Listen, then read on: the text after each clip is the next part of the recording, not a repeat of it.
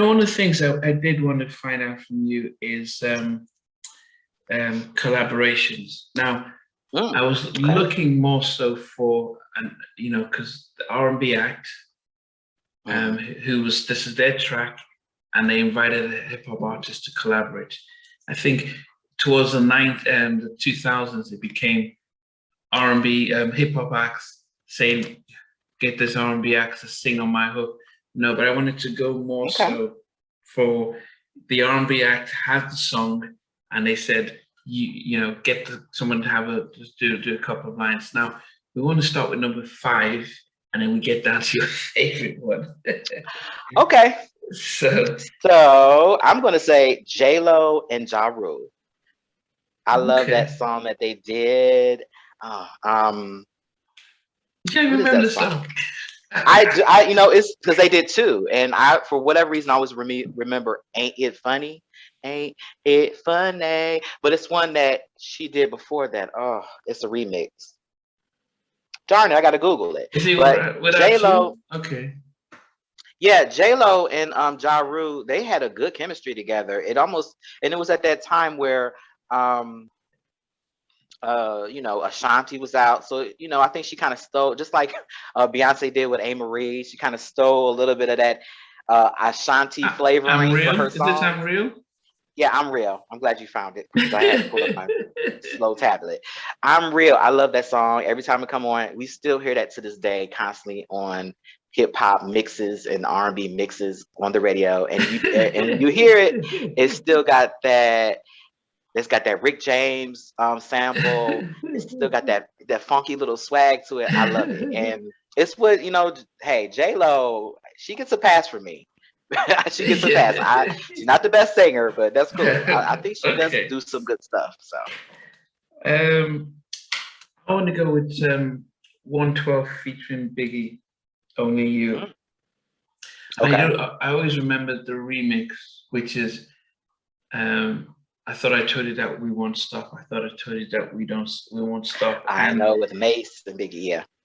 It's but yeah, but as when I interviewed 112, I said to them that their debut album was just, you don't skip a track. That's how smooth it was.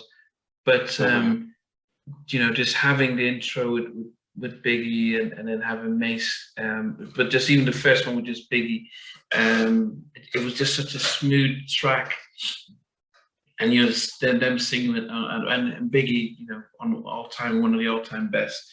So that's my number 5, because they didn't overuse him. They didn't overuse the hip hop, the rap. That's what I loved about the song as well. I like that song because both versions, the original and the remix, are just equally good. Rarely do you hear songs that literally are a sequel, like one's a sequel to the other, and it's just as good. Yeah. So mine would be Kelly Rowland and Lil Wayne, "Motivation."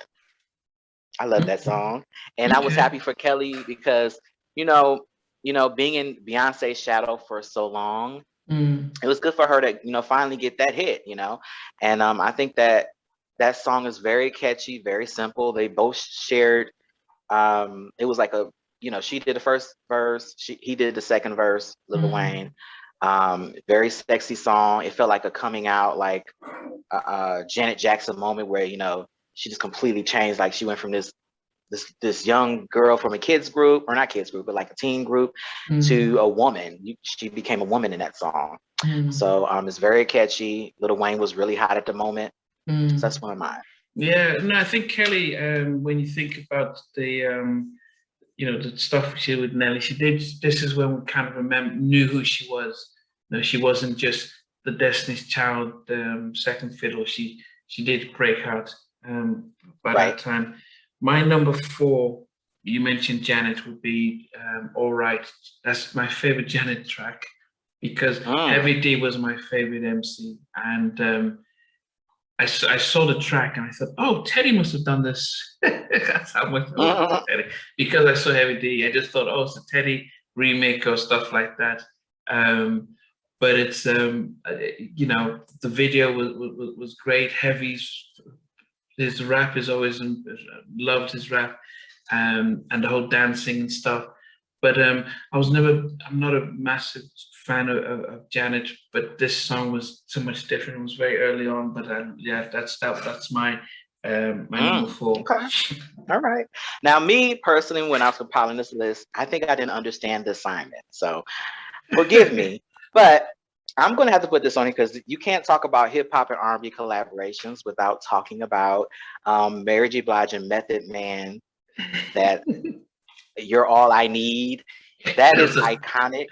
Okay. And just the marriage of that street with that concrete rose of Mary J. Blige being that down, loyal chick, and Method being that street thug in the streets, don't know if he coming home kind of situation. It was just perfect marriage. They both were at the top of their game at the time. I love the way that something about Mary when she sings other people's songs. I don't know why. I always tend to like her versions better. I know that's like blasphemy to some R&B fans. I mean, of course, I love the original, but it's something about when she sings those old school records like I'm Going Down or whatever. It just she owns it. She owns it. So that was one that was exciting for me. I love that song. I will still listen to that to this day like it just came out. Yeah, I mean, but okay, yeah, maybe it was my fault for not saying R&B artist with the hip hop because they had that we had Fab. We could have so many little stuff, but I just said look because the whole idea was the hip hop just started to raid R&B, so I wanted the R&B. So hence my number 3 went to Jodie Watley featuring Rakim, Friends. Okay.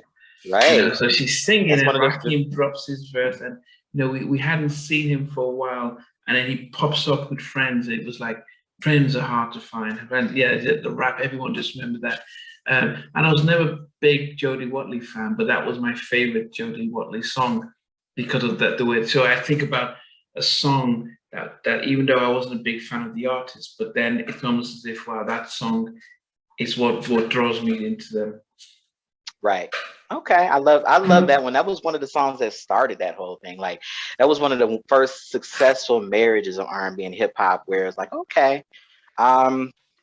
So for me, I'm gonna switch. I'm gonna throw one in there. So for me, I'm gonna say "Can't You See" by Toto featuring Notorious B.I.G. Okay. Because that song never dies, and it's one of those ones that I remember kind of starting a shift with R&B and hip hop because it was so rugged and so hard and that rap that Biggie did on the song, because usually when rappers before that, prior to that, they would kind of rap in a way that would fit the song. Like if it's an R&B about love or relationships, the rapper would try to rap in that realm.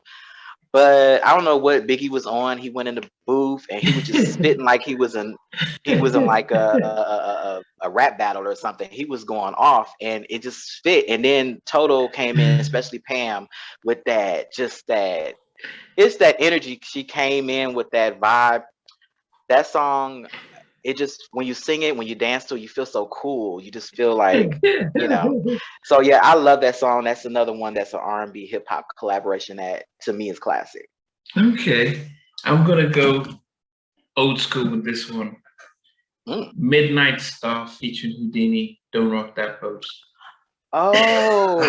Yeah, go real old school. Oh, you went back. Went back on me. Because hip hop was just emerging, coming out, and then this is like one of those first collabo with the R&B track, and it was like it was I just loved it.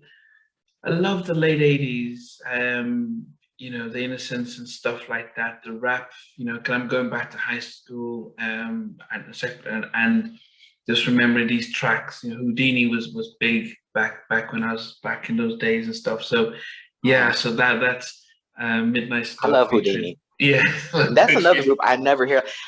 Houdini, I love they need more credit. Yeah. Okay, for my final one. So this is another one I didn't understand it. But I'm gonna say it because I have to. You can't say hip hop R&B collaborations without mentioning "Regulator" by Warren G and Nate Dogg. Regulators. I love that song. It was So a collabo, that song, I'll give you a lot of people don't look at Nate Dogg as an R&B singer, but he is, and he would. Well, he's passed away now, unfortunately. Rest in peace. But he was an R&B singer, and he wanted you to know that back in the day. But it's just one of those perfect songs where they're both trading off verses, and it was just a good marriage. And that's one of my favorite songs of all time, just because of the time it came out. It was on Above the Rim soundtrack. I mean, I don't even remember the movie. Does anybody even remember the movie Above the Rim? I think we just remember the soundtrack. The soundtrack was probably one of the. The soundtrack was one of the better ones with the SWV. Yeah, it was such a match. So we had to do a part 2 to that soundtrack. So I kept thinking of all kinds of things like New Jack City. I could not believe myself that didn't say it, New Jack City. But Regulators is one of my favorites. So, but I do have some honorable mentions, like the Roots and Erykah Badu did a song called "You Got Me," and that's one of my favorite songs too. "Do Me Right," Guy featuring Heavy D, that's one of my favorites. So it's a lot of them out there, but those are the ones that are to me iconic and of all time. What's yours? Yeah, my number one is actually, who's on the phone? Well, it's caller number one. What's the matter? Don't you recognize my name, Honey Bum? Oh, that's Heavy D rapping on "Do Me Right." Oh, I understand. My bad. Oh, wait a minute. Who's beeping your sleep? I know him. Oh my God. My hip. So yeah, I loved Heavy D. But So the Future album was my first sort of Guy album, New Jack album, even though they came out earlier, but that's the one I actually bought, and they came out with 7 singles and stuff. But I just, I can still remember I can just throw myself back into 1990 with and that song going and stuff, and "Do Me Right." I want you to. I used to love Yeah.